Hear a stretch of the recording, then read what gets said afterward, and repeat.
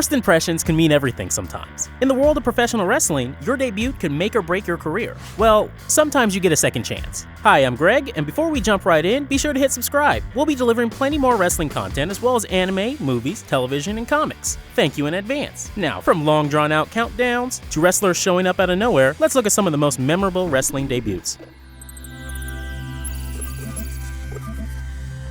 In 1990, The Undertaker debuted at Survivor Series as a mystery partner on Ted DiBiase's $1 Million Team. DiBiase's team would face off against Dusty Rhodes' Dream Team. The dead man made his way to the ring without any of the fanfare that he's known for today. In fact, his first gimmick was as a Western mortician dressed in a trench coat, gray striped tie, a gray ring, black Stetson hat, and gray gloves. The Undertaker was presented as an unstoppable force. Rhodes' Dream Team could so much as nudge the dead man, and he was instantly set up as a truly terrifying presence for decades to come.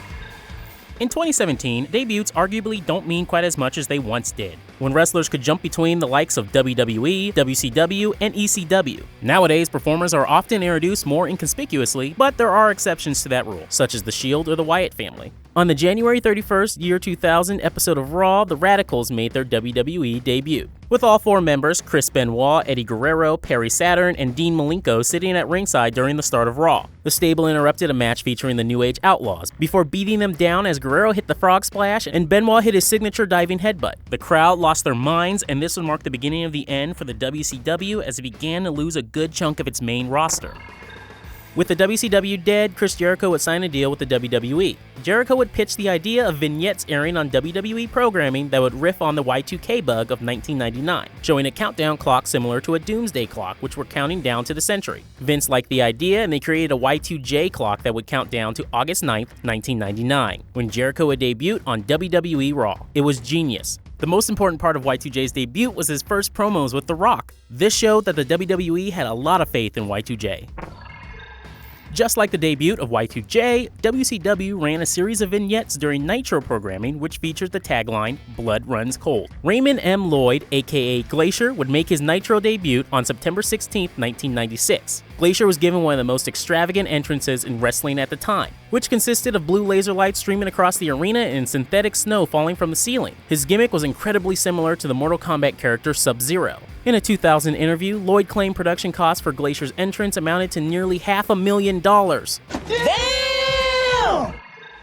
The Monday Night Wars between WCW and WWE kicked into overdrive once Scott Hall switched sides and invaded Nitro on May 27, 1996. Hall, who had just left the WWE, though the WCW did their best to make sure it seemed as though he was still working with them at the time, cut a promo where he would tease that he wasn't the only one who was coming over from the WWE to invade WCW. He would soon be joined by Kevin Nash 2 weeks later, and finally at the Bash of the Beach pay-per-view event, the Outsiders were joined by Hulk Hogan, who cut one of the greatest promos of his career and christened the group the New World Order. Hogan's leg drop on Randy Savage is a landmark moment for professional wrestling and arguably one of the most significant events in WCW. Fans were so pissed they threw garbage in the ring. TNA has always been in the shadow of Vince McMahon's wrestling behemoth. While the brand has never reached the ratings heights of the WWE, TNA has had some pretty awesome moments over the years. One of the biggest happened when Kurt Angle made the switch from WWE to TNA. This was huge for professional wrestling and gave wrestling fans the small hope that maybe, just maybe, the WWE might finally have some real competition. Sadly, Angle wouldn't change the ratings enough for Vince to really care. At least TNA gave us some awesome Ric Flair promos.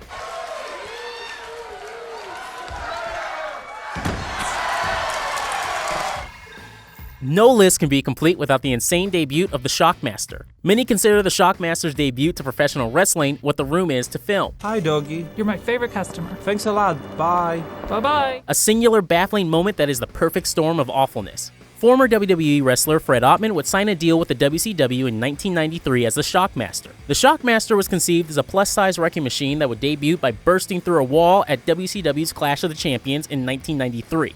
Instead, Ottman tripped over a 2x4 while plowing through the wall, crashing to the floor and scrambling to retrieve his wayward mask. The Shackmaster was initially designed to work WCW main events. Instead, the character's clumsiness became a defining quality, thus damning the Shackmaster to the fate of a wrestling comedy character. Please, please, please watch the debut, if only to hear Ric Flair's reactions. Oh, God.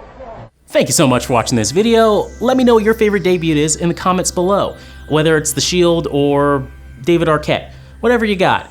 But in the words of Matt Elfring, Keep it civil. have a good one, guys.